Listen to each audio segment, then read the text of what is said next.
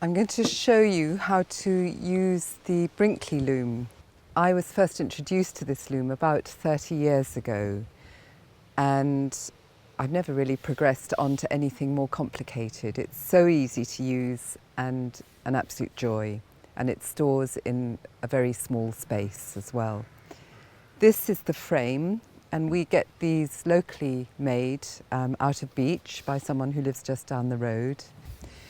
And it's a very simple loom to use. It's simple to warp up, takes about 10 minutes. And the unique heddle, which I will show you later, makes the shed very easily through which you weave your weft, and also helps move the weaving around the loom.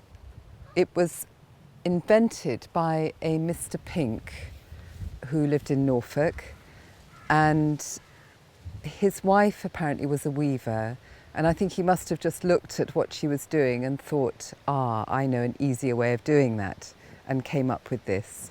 So I will now show you the first step, which is the warping up of the loom. All right, so you can see in the side of the loom there is a hole and a hole there. And through this hole goes your broom. So I just put the broom handle through the two holes, and then you need a chair and a table, or two chairs or a couple of tables that you can balance the loom between, like that. And they want to be the same level, so you might need a couple of books to put it up a bit higher. And that's about right. So the loom should swing free on the broom handle. Then you take your warp thread. This is the warp, so it needs to be something quite strong that's not going to break during your weaving. This is dyed with indigo, hence the lovely blue. You put your warp thread in a basket at your feet, take the end of it and tie the thread onto the bottom bar. And the bottom bar is the bar below the broom handle, below the little notch, not the other end. You tie it on as though you were tying your shoelace, and then do a bow. And it's the right kind of knot or bow if when you pull it, it doesn't come undone. So when you've tied on, then you are going to do the warping, and it's a very simple. You just flip your loom around once, and that is one warp thread.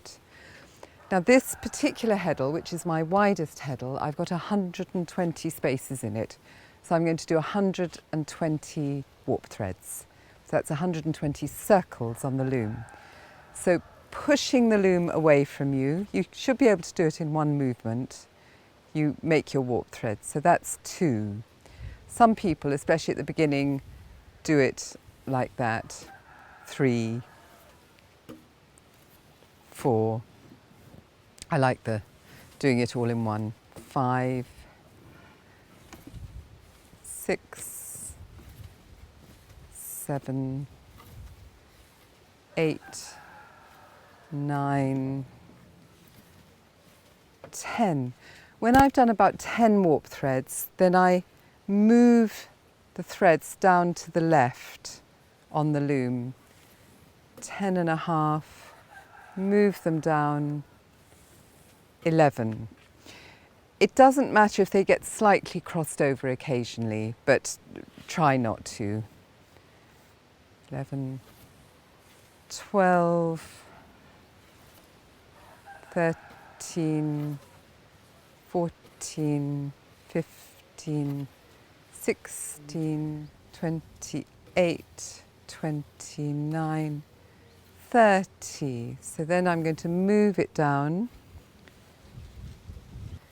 98, 99, 100.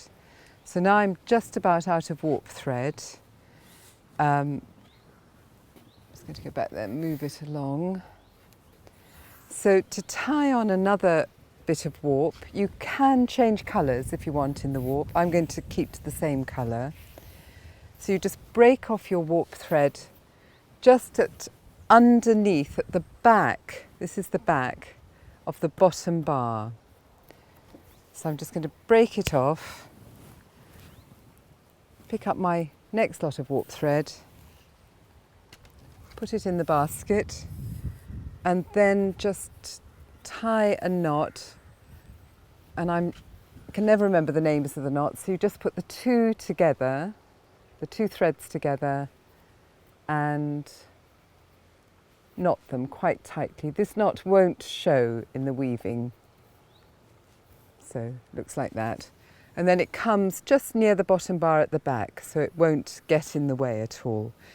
And just to say a word about the tension, you do obviously need to keep your tension even.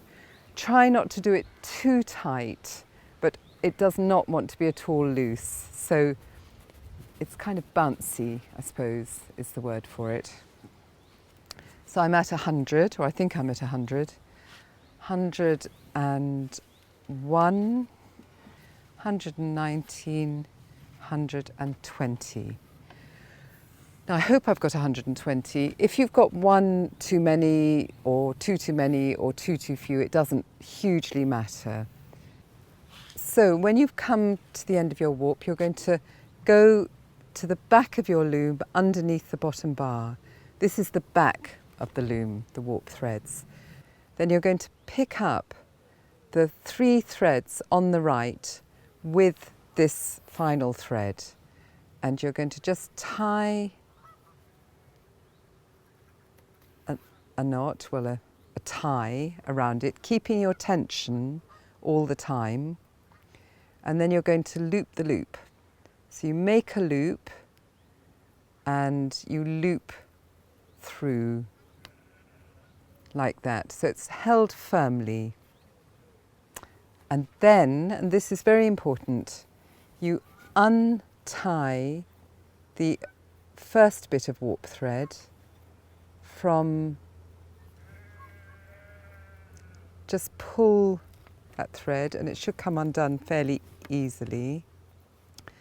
Pick up 3 threads on the left, tie them round, keeping the tension, and again put a loop through a loop like that. And then your warp is warped on, it's firm, it won't come undone, and you can just start moving, spreading the warp threads out along the bottom bar and the top bar of the loom. So you're going to spread them out so that they're just reasonably even, doesn't have to be perfect at this stage.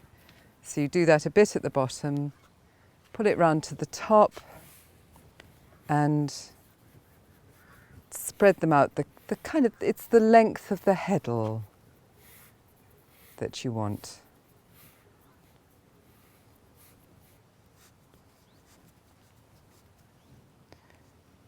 So it's kind of something like that. So they're just roughly in place, as it were.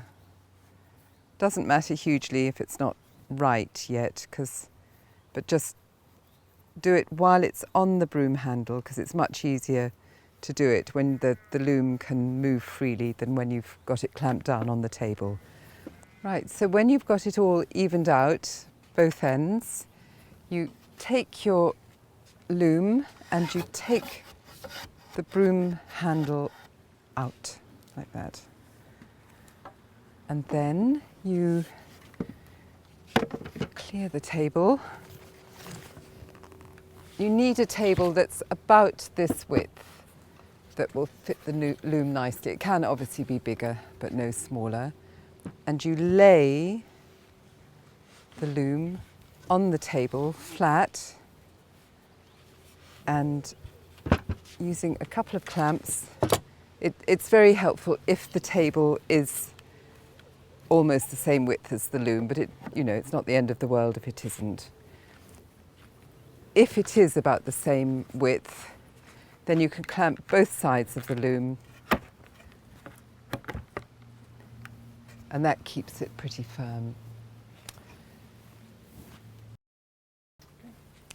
So then, when you've got your warp threads all on, you take your heddle and you lay the heddle underneath the top warp threads, being careful not to pick up with the handle any of the bottom warp threads. So you go right underneath and put the heddle as centrally as you can on the loom, like that. And you will see that the warp threads have gone into some of the spaces there. So now, and this is the slightly fiddly bit, you need to lay one warp thread in each of the spaces in the heddle. So start from the left. You can, if you've got 120 or as near as you think to 120, you can start both ends. So this is a little bit of an eye dazzler, and you need to be able to move around the loom just to even out the spacing.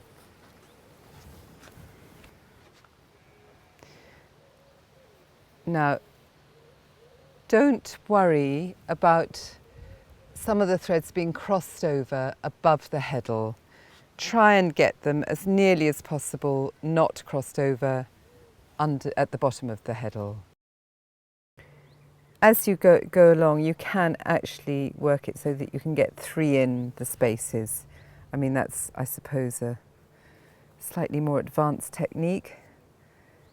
Or, yeah. So I'm trying to make sure, I'm just repeating this, that they're not crossed hugely this end, but if they are crossed a bit the other end, it really doesn't matter. It all comes out in the wash.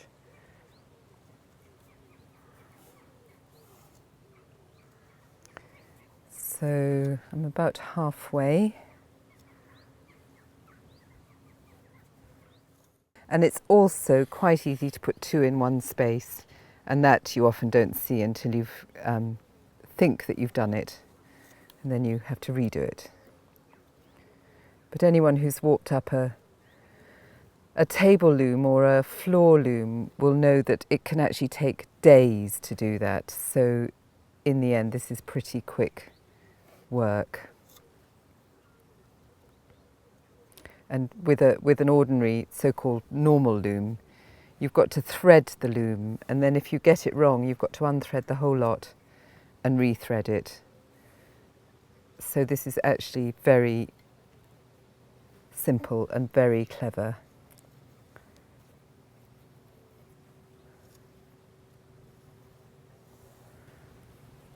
I can actually see that I've doubled up a thread in one of the spaces. Otherwise, I think I'm right. And the best way to check this and the next move as well, first of all, you even out again. Just that's good enough. And then you make your shed. And so to make your shed, you take your heddle and just turn it onto its side.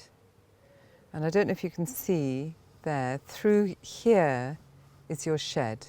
And the shed, for some reason, I don't know where the name came from, is the space through which you put your weft. So that's the space that you weave through. So the next thing you do is take your 2 weaving sticks, just straight sticks like that.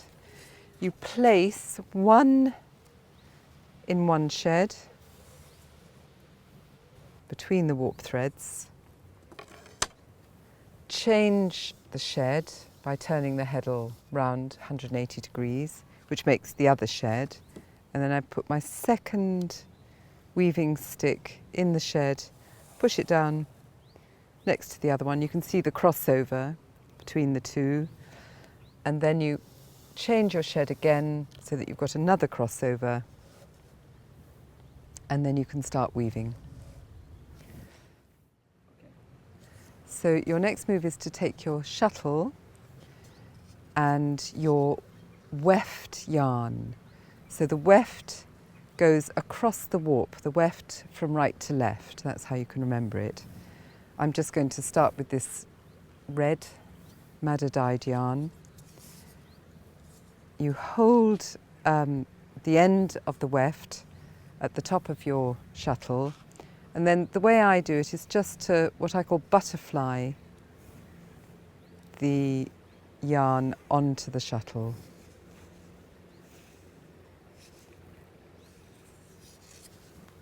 Break it off. You can do more than that if you want, but that's as much as I want for now. Then you come to the loom, put it through at quite a wide point. Leave a bit of a tail there, bring it down, lift the heddle, flatten it, and push it down or pull it down onto the weaving sticks. And then you turn the heddle the other way. So you're making a kind of rowing motion. I'll show you again. So you take your shuttle again, go back through the shed, lay it in front of you, just hold it gently onto the left-hand warp thread. Keep it either at a 45-degree angle or in a semicircle so that you don't pull in at the edges. Lift, flatten, and pull it down onto the sticks like that. Back again, and just gently having the weft thread touching the warp there. I always leave it in a semicircle like that so that the warp picks up the weft and doesn't pull it in and doesn't get loopy on the side. Lift the heddle, flatten it, pull it down, and change the shed the other way. Back through.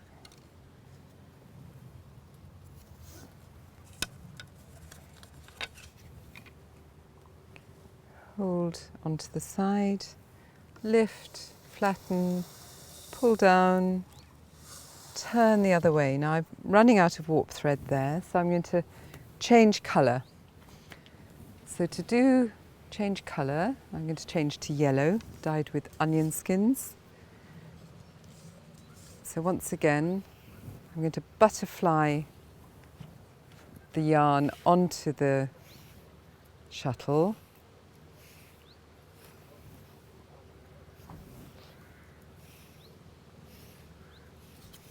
Break it off.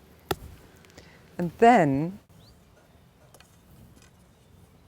when you change colour or you want to put some more yarn on, what I do is just take it about halfway or so along.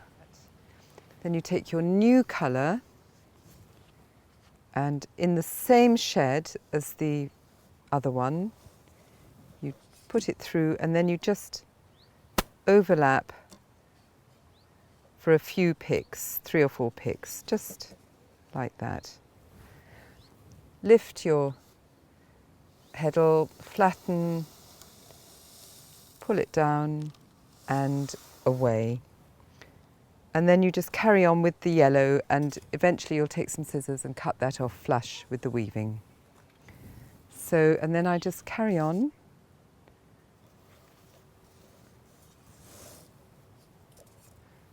With my new yarn. One thing I'd like to point out is that you must always keep the tension with your heddle, so always keep it a little bit up.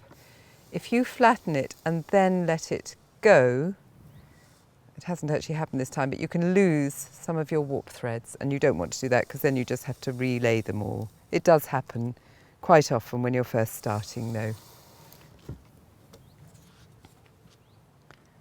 So I'll just do a couple of more lines of this. Just notice again at the edge how I just hold it gently there, and I have an angle. I don't push it down low because otherwise you might start getting too tight at the edges, and this often happens with weaving, and you start to pull in, you suddenly find your weaving's going very narrow, and you want to try and avoid that.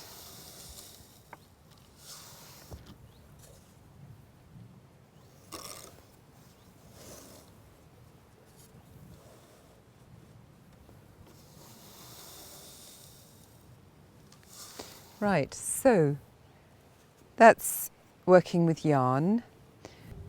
Now quite often when I'm weaving I use just dyed fleece. So I'm going to start doing that now. I'm going to break off that bit, put it in a little way, and pick up some coloured fleece. So I'm going to use a bit of this, which looks like it's dyed with coreopsis. I can just see the coreopsis flowers. So I'm just going to tease out some of this. And then exactly as I've done with the yarn, I'm going to lay it through the, well, it isn't exactly as I've done it with the yarn because I work with it through the warp, not from the ends so much. So just using my hands, I don't use the shuttle for this. I lay across, and then exactly the same, lift, flatten, keeping the warp threads up, keeping the tension up, and pull it down and away. You can see it grows quite quickly when you're just using fleece. And then I'll take some madder dyed. This is Cotswold fleece, by the way. So put some of this in, overlap in the same shed again. Bobble it through if you want. When you do that, put your hand through. You've got to be very careful not to lift the warp out of the heddle. We'll have to fiddle around, put it back in again. Lift, flatten, pull down, and away.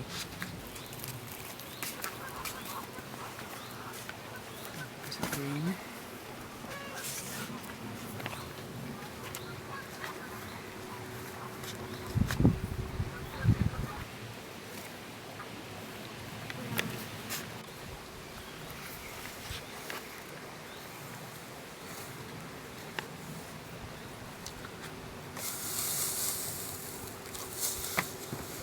You can see that using fleece, it can grow quite quickly, especially if you make it quite thick. Obviously you can make it much thinner if you want. You don't get quite the rhythm that you get when you're just shuttling backwards and forwards with the yarn. It's a bit more staccato, but it's a lovely effect.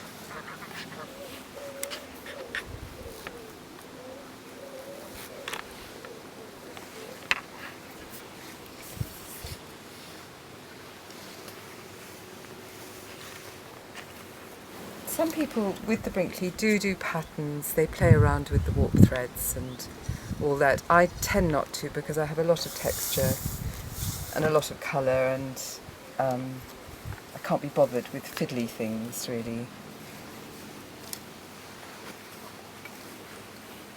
But there are other things that you can do.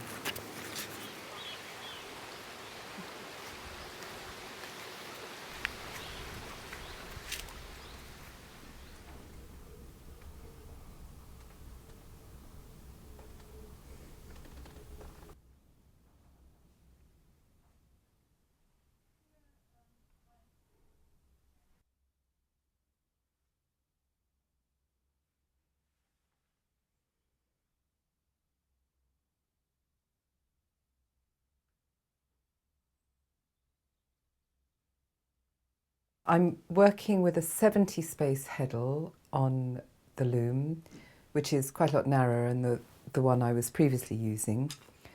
I'm using woad dyed wool, which I'm just teasing out, not using yarn this time. And I've woven this scarf or shawl or hanging, whatever it is, to this point, just so that I can demonstrate coming round the end, just pulling this down and coming round the other end. So I'm well clamped. I've got 2 clamps on the loom. It's actually very helpful if you can have someone to hold the other end of the loom, but if you're on your own and can't do that, this is the way to do it. So I push down that wool there, take my 2 weaving sticks, put one in one shed, change shed, one in the other shed, and then I pick up my heddle, flatten it, pull it down, and then I just pull. This is why you need to be well clamped down, gently but firmly, not lifting too high because then it won't pull, but not lifting too low so all the threads, the warp threads, come out of the heddle. That's a real pain. And just pull. Don't lean against it like that because then it won't pull. So just pull. It's not difficult. It can feel difficult, but it's not once you've got the flow of it. And then in the other shed, take out your weaving sticks and you're back where you were. So back in again. Tease out your fleece. Lay it in the shed.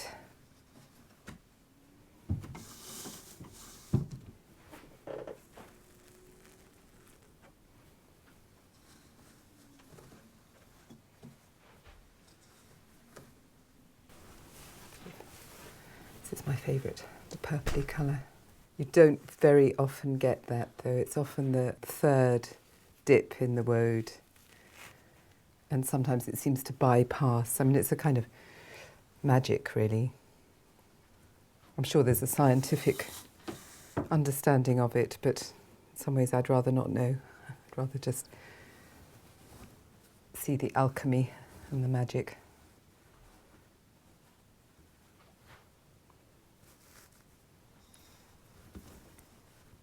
I could weave a bit more, but I'm actually going to stop now because it's long enough.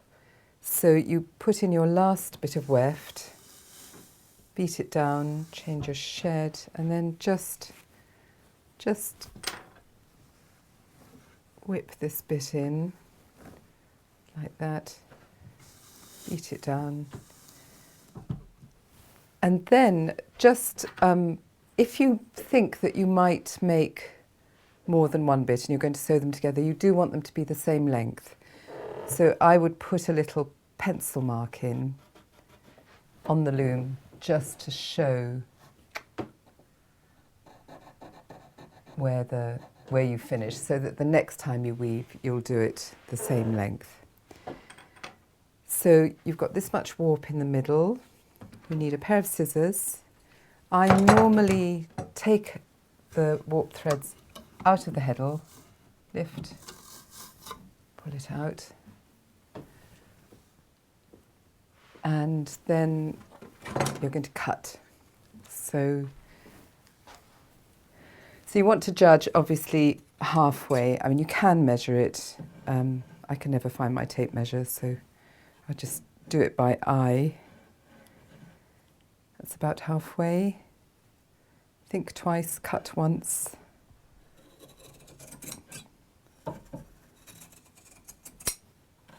And there you are. So, have a look. I always think it looks better off the loom than on, because it loses that tight tension. And I'm quite pleased with some of that. So I'm going to unclamp.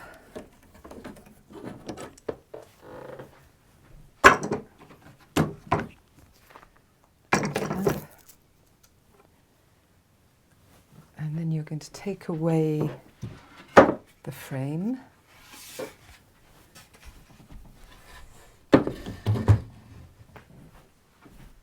This is actually the back of it, but obviously you can use it either way. The front is much more fluffy.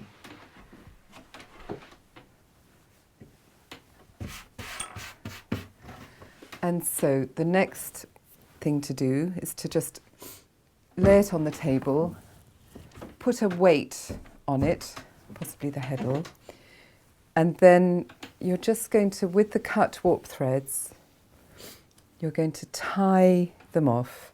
And what I always do first is just to tie them up one after the other. So you take, starting from the left, I'm right-handed, so that feels right. You pick up the left-hand thread, put it over the one next door to it, over the top, under, up, and leave that thread up there. So left over right, under, up, and leave it. You might find your own way of doing it, but this is the one that I've found works best for me. And you just do that, getting them in the right order, preferably. I sometimes try and explain it as doing a figure of 4, like that. So over, under, up, and leave it. And of course you do that all the way along. And this just ties off the end and stops it fraying. So this can be quite a long process, particularly when you're doing a large throw. I often make throws or blankets, which are 120 warp threads each. So that's 360 warp threads to tie off each end. So that's 720 altogether.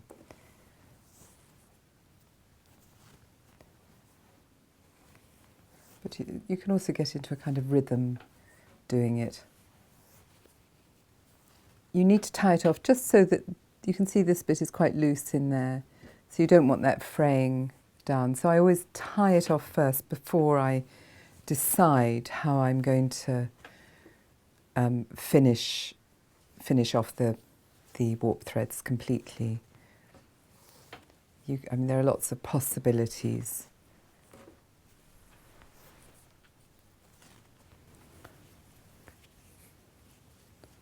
Particularly, this is the back side of it.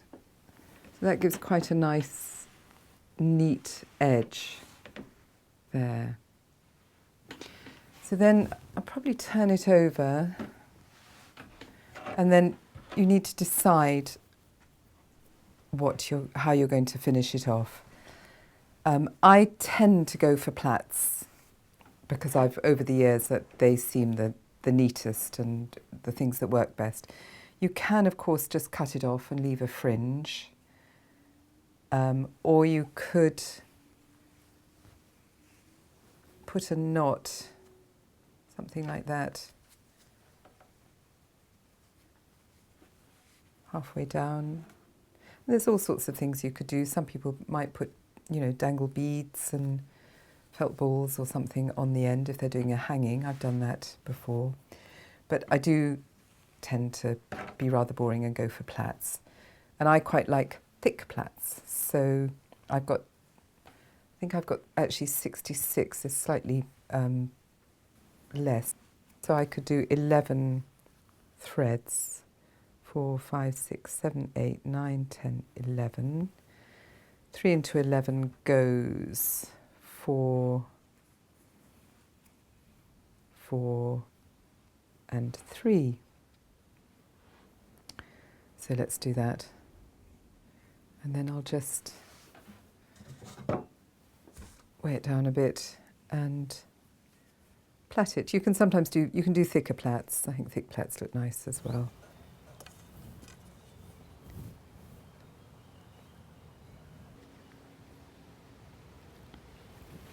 So So when I get down to about there, just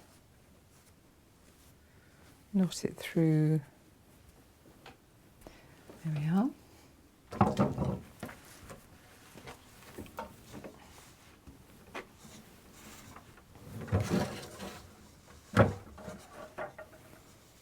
Yes, it's interesting that this bit I'd done a while ago, and actually it's fairly different from that bit, but that always happens. If I come back to a weaving, it always changes in the process. So it'll be, yeah, what shall I do with it? I shall try and look elegant.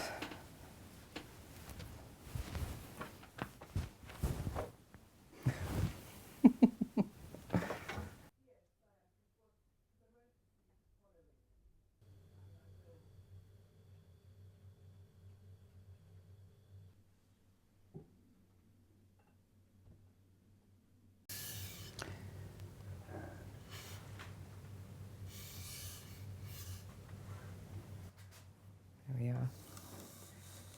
Down. This is one of my larger looms with a wide heddle, and I have warped up with a hand-spun warp. So I've had to spin it quite tightly. I mean, it has broken in a couple of places, but I've just tied in a thread there. But it has got a bit slack. It does stretch more because it's not plied. So if that happens, it can be a bit frustrating when that happens. So all you need to do is take a stick like this and just put it in there and just stretch it like that. There. So now you've got a nice tight warp that's much easier to weave with, and I hope it won't break anymore. These are the 3 heddle sizes, and the smallest one is this 50 space heddle, which weaves this width, so a kind of scarf width. Then the next one up is the 70 space, so that's this width here. And quite often I use the 70 space one and I weave several similar pieces and then I sew them together. Here is an example of that. So there are 5 pieces all together in that. And that actually works out more or less the same size as 3 of the 120 space heddle. So there's 350 warp threads in here, and there'll be 360 in the big one. But that's a good blanket size. And the biggest one, the one I mostly use, is this heddle, 120 spaces. It's not that heavy, but. And this is the width on there. And I often weave 3 widths of that. Sometimes I even just weave 2 and make a poncho or something. But this is a throw with 3 woven together. This is my new blue blanket. And you can see on the back how different it looks. Still very nice though.